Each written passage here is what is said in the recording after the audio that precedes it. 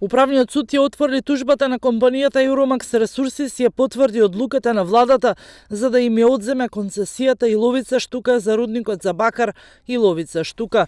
Управниот суд тужбата на канадската компанија отфрли како неоснована, пошто Euromax во ноември поднела нова жалба до Виш управен суд.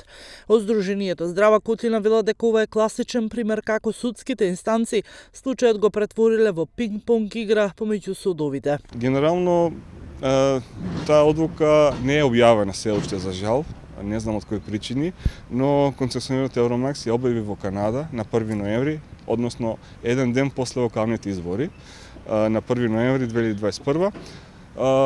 Она што знаеме дека концесионерот повторно поднел жалба до Виш управен суд и веројатно ќе си играме пинг-понг, се додека Виш управен суд не пресече, односно не ја потврди одлуката на владата за одземање концесијата.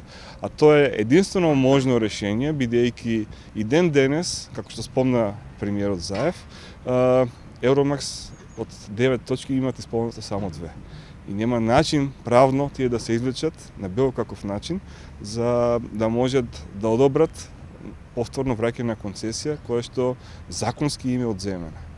Надеж има децидници активистите дека конечно случајот ќе добие разрешница. Народот нема да дозволи Euromax да манипулира со здравјето на граѓаните.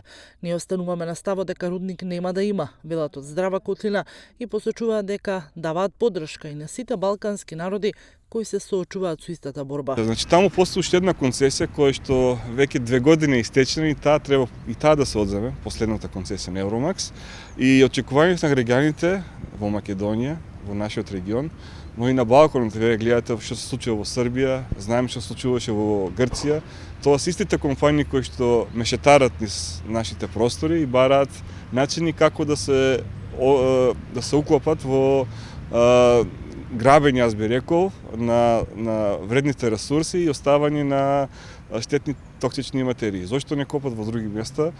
Таму има законика и нас очигледно се осеќаат по-слободни и ова што се случува со правните лабиринти, а и со тргувањето со влијание за кој што претходно зборев, ова е само во прилог на сето ова. Ова е втор пат како предметот во кој се разгледува концесијата Иловица ќе се најде пред Виш управен суд.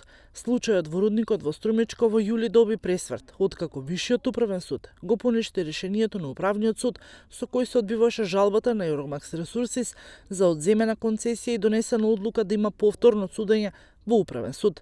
Претходно, управниот суд со решение во октомври лани ја одби жалбата на компанијата како неоснована.